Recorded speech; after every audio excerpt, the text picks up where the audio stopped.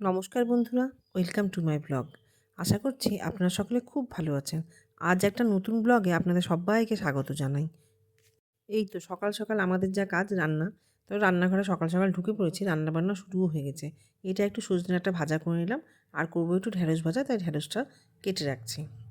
আজ যদিও রান্নাবান্নার অত তাড়াহুড়ো নেই, কারণ আজ হরিচাঁদ ঠাকুরের জন্মদিবস উপলক্ষে স্কুল ছুটি, কিন্তু তবুও ভাবছি রান্নাবান্নাটা তাড়াতাড়ি সেরে নিলে পরে রূপসাকে সারাদিন পড়তে বসাতে পারবো। কারণ আগামী মাসে 3 তারিখ থেকে ওর আবার পরীক্ষা, তাই জন্য ইচ্ছে আছে যে আজকে সারাদিন ওকে নিয়ে বসে একটু পড়াশোনাটা দেখিয়ে দেবো, ওর যেখানে যা অসুবিধে সেটা একটু দেখবো। অন্যান্য দিনগুলো তো সারাদিন স্কুলেই কেটে যায়, সেভাবে দেখতে পাই না, তাই আজকে যখন একটা দিন ছুটির দিন পেয়েছি তখন ওকে নিয়ে বসবো এবং ভাবছি আজকে যেখানে যা ওর অসুবিধে সেগুলো সব ক্লিয়ার করে দেবো। এছাড়াও আজকে আবার সন্ধ্যাবেলাতে জান্নাতুলদের বাড়িতে ইফতারের নিমন্ত্রণ আছে, তাই জন্য জানি যে সন্ধ্যাটা নষ্ট হবেই, তাই আমি চেষ্টা করছিলাম যে দিনের বেলাতেই ওকে যতটা পারি পড়িয়ে নেওয়া যায়, তাই জন্য একটু রান্নাটা তাড়াতাড়ি করে নেওয়ার চেষ্টা করছিলাম। তো এই যে আপনারা দেখতেই পাচ্ছেন, এটা একটু সর্ষে বাটা দিয়ে করছি ইলিশ মাছের ঝোল। আগে থেকে ইলিশ মাছগুলো ম্যারিনেট করে রেখেছিলাম, আর এটা সর্ষে বাটা দিয়ে করব ঝোল। তার যেহেতু একবেলা রান্না, তাই 3 জনের 3 পিস ওইভাবেই রান্না করছি, অল্প করেই করছি, কারণ আজকে একবেলা। বললামই যে রাত্রেবেলাতে জান্নাতুলদের বাড়িতে ইফতারের নিমন্ত্রণ, সেখানেই যাব। এদিকে ইলিশ মাছটা ভাপে বসিয়ে দিয়ে এদিকে বসিয়ে দিলাম একটু চা, কারণ রূপসাকে আবার আঁকার স্যার আঁকাতে এসছে, আজকে সন্ধ্যাবেলাতে থাকবো না, তো আঁকার স্যারের কাছে দুপুরেই ডেকেছিলাম, তাই উনি এখনই এসেছেন। এই তো আমার রান্না প্রায় হয়েই এসেছে, এই তো মাছটা প্রায় হয়েই এসেছে দেখলাম ভাপে। এবার ছড়িয়ে দিলাম একটু কাঁচা লঙ্কা আর একটু কাঁচা সর্ষের তেল, ব্যাস রান্না আমার কমপ্লিট। তেলটা দেওয়ার পর একটু তেলটা চারিদিকে ছড়িয়ে তেলটা মাখিয়ে নিলাম, ব্যাস আমার রান্না কমপ্লিট। এবার চললাম স্নান করতে। সন্ধ্যাবেলায় রূপসার পড়াশোনা হয়ে গেলে রেডি হয়ে নিলাম। ওই যে বলেছিলাম না জান্নাতুলদের বাড়িতে ইফতারের নিমন্ত্রণ আছে, যদিও ইফতারের সময় পার হয়ে গেছিলো, আমাদের যেতে একটু রাত্রিই হয়েছিল, তো কী আর করা যাবে, যেহেতু রূপসার পরীক্ষা তাই আমাকে ওর পড়াশোনার দিকটাও তো দেখতে হচ্ছে, তাই সেই সব সামলে নিয়ে তারপর আমরা রেডি হয়ে রওনা দিলাম। তা জান্নাতুলের বাড়িটা বেশ অনেকটাই দূরে, তো মোটামুটি আমরা পৌঁছেই গেলাম। এই যে জান্নাতুলদের বাড়িতে এখন ঢুকছি, আর ভিতরে মনে হয় অনেকেই চলে এসছে, যেমন চলুন বাড়ির ভিতরে ঢুকে দেখা যাক কে কে এসেছে। বানুরা তো নিশ্চয়ই ইফতারের আগেই চলে আসবে।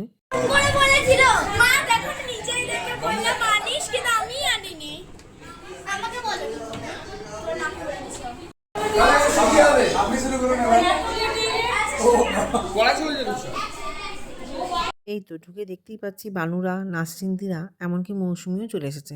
হ্যাঁ, তবে অন্বেষারা কিন্তু আসেনি। আমরা যখন ঢুকেছি তখন স্বভাবতই জান্নাতুলদের ইফতার সব হয়ে গেছে, কারণ ইফতারের সময় পার হয়ে গিয়েছিল। তো ঢুকে একটু জান্নাতুলদের বাড়ির এদিক ওদিক দেখছি, কারণ ওদের বাড়িটা নতুন হয়েছে, আগে আসেনি, আজকেই প্রথম আসলাম। এদিকে দেখি জান্নাতুল ব্যস্ত হয়ে খাবার রেডি করছে, মানে ওই আর কি, যা ভাজাভুজি ফলমূল মিষ্টি যা ওদের ইফতারের জন্য যা করেছিল সেই সব। তো এইসব করতে করতেই ভালো কেমন আছো? বেশি শান্তি এদিকে তাকিয়ে দেখি যে তখন অন্বেষারা এন্ট্রি নিচ্ছে। অন্বেষা ঢুকলো এতক্ষণ পর। যাই হোক, আমরা দেরি করে আসলো, অন্বেষা আরও দেরি করে এসছে। তারপরে যা দিয়েছিল আমরাও সেগুলো খেলাম আর কি, ভালোই ছিল ডিমের চপটা।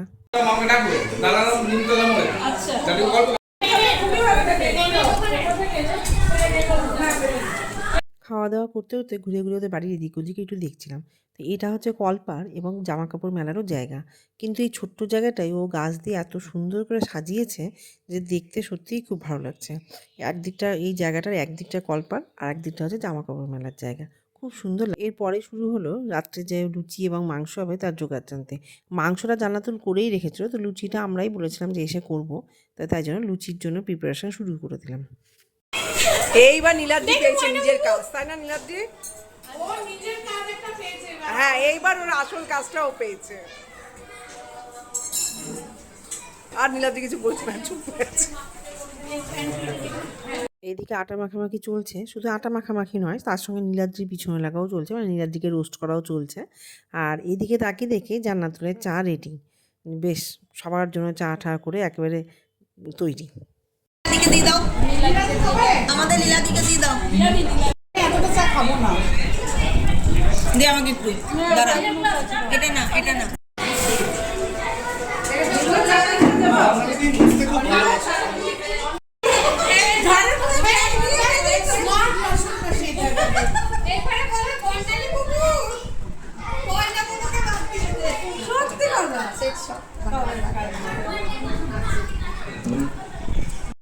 বলো বলে দিয়েছে,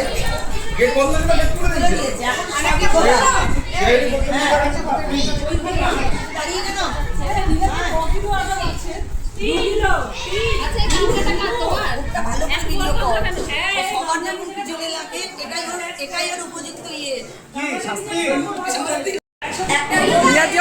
নীলাদ্রি দম নিয়ে নিচ্ছে, দাঁড়া দম নিয়ে এবার আবার আবার আবার হ্যাঁসো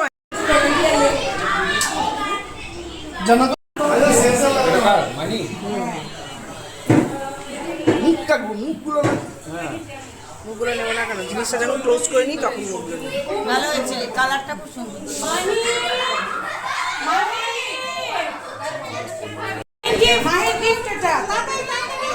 ও লজ্জায় পালিয়ে পালিয়ে যাচ্ছে, ও লজ্জায় পালিয়ে যাচ্ছে।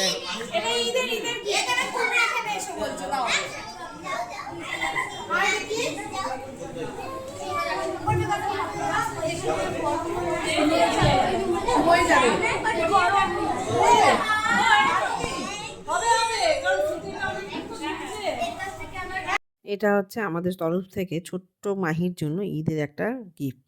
মাহিকে গিফটটা দেওয়া হলেই তারপরে দেখছি বান্নু একটা কেক বের করে নিয়ে আসলো এবং কেকটা খোলার বেশ চেষ্টা চলছে। যদিও তখনই আমি বুঝতে পেরেছি যে কার জন্য কেক। আপনারা গেস করুন দেখি কার জন্য। কেকটা তো আরে কেক হইছে আইসক্রিম দারুণ কেক। আমরা এরকম হ্যাংলার মতো করলে বাচ্চারা এটা দেখে তো নিশ্চয়ই বুঝতেই পেরে গেছেন যে কার জন্য, নাম লেখাই আছে। হ্যাঁ, তবে রূপসার জন্মদিন আজকে না, আগামীকালকে।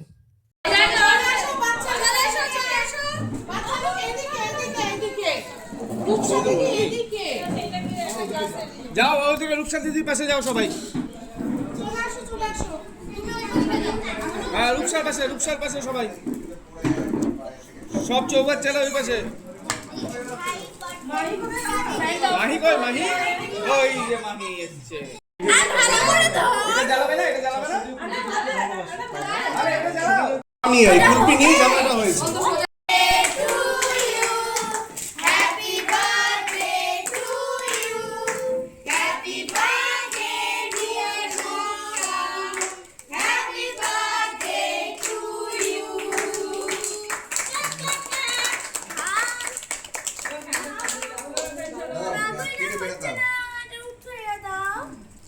সবাইকে দিয়ে দাও, সবাইকে দিয়ে দাও, কেটে কেটে এই দিয়ে দাও। কি করব? কেটে ভাগ করে দিয়ে দাও সবাইকে। আচ্ছা ঠিক আছে না, তুমি নেবে? আচ্ছা না সরস্বতী পূর্ণিমার জন্য কুলফি রেখে। হ্যাঁ ওহো শুভেন্দু কোথায় গেল? শুভেন্দু কুলফি, শুভেন্দু কেসরি কুলফি আছে।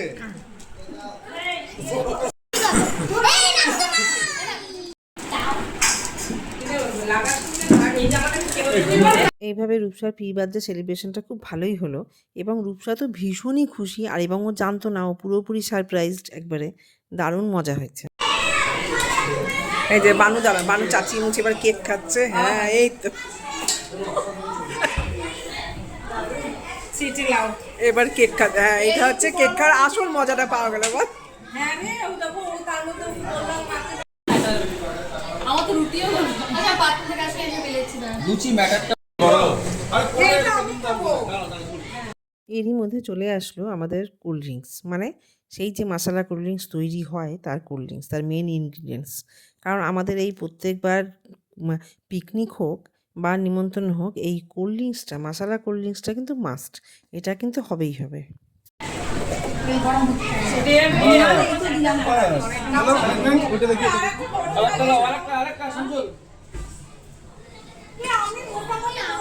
এখানে একটা ভীষণ রকম যুদ্ধ চলছে যে কিভাবে ভর্তি ডিপ ফ্রিজের মধ্যে কোল্ড ড্রিঙ্কসের বোতল ঢুকিয়ে তাকে ঠান্ডা করতে দেওয়া যায়।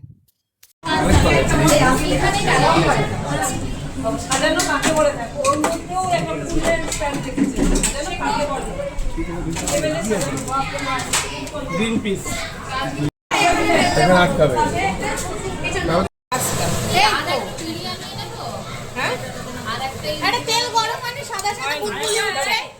যেই না লুচি ভাজা শুরু হয়েছে, লুচি রাখার পাত্র নামানোর জন্য এই দুজন শুরু করে দিল আবার তোড়জোড়।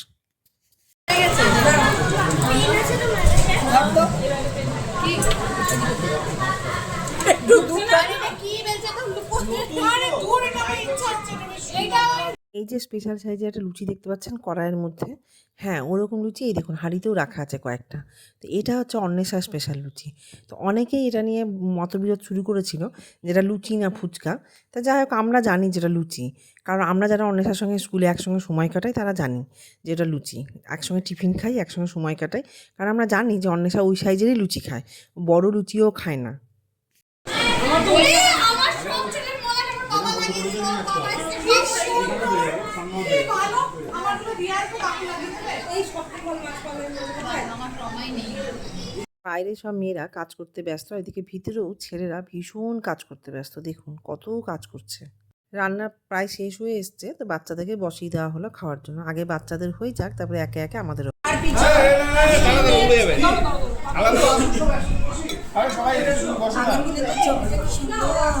হ্যাঁ তুমি বসে না বড় আসলে না বড় আসলে গ্যাস হয়ে গেছে না প্রচন্ড। বাড়ি গিয়ে আবার খাওয়া দাওয়া কতদিন থাকে 11টায় খেলাম সেটা ক্যান্ডিল তাই আমরা তো খেতে বসে পড়েছিলাম, সেই সময় রানা ঢুকলো, রানার এন্ট্রি হলো। এমনি লুচির সাথে সাথে সবাই কিন্তু অন্বেষা স্পেশাল লুচি একটা করে পেয়েছে। আর সবথেকে মজার কথা, অনেকেই দেখছি যে ফুচকার মতো এর মধ্যে আলু ভাজার পুর ভরে খাচ্ছে। আর এই যে এখানে অন্বেষা ওর লুচি বাটি ভরে নিয়ে বসে পড়েছে, এবং তার পাশে নীলাদ্রিও বসেছে। তো সবাই পেয়েছে, নীলাদ্রিও একটা করে লুচি খাবে। এবং ওই দেখুন লুচির মধ্যে আলু ভাজাকে এমনভাবে পুর করে ভরছে যেন যেভাবে ফুচকার মধ্যে আলু পুর করে ভরা হয় এইভাবেই খাচ্ছে। এই যে এইদিকে খাওয়া দাওয়া শেষ হলে মশলা কোল্ড ড্রিঙ্কসে পড়বো। মশলা কোল্ড ড্রিঙ্কসটা বানিয়েছিল, অসাধারণ হয়েছিল, মানে সবাই আমরা চেয়ে চেয়ে খেয়েছি।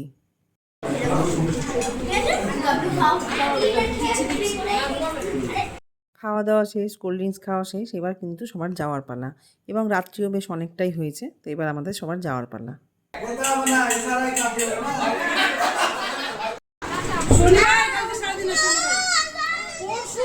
এই তো আমরা বাড়িতেও এসে পৌঁছে গেছি। এই তো তালা খুলে এবার বাড়িতে ঢোকার পালা। তো আজ আমার ব্লগটি এই পর্যন্তই ছিল বন্ধুরা। কেমন লাগলো জানাবেন, এবং একটু কমেন্ট করে জানাবেন, এবং অবশ্যই আমার পাশে থাকবেন। হ্যাঁ, এবং আজ তবে আসি, আবার অন্য দিন দেখা হবে। বাই।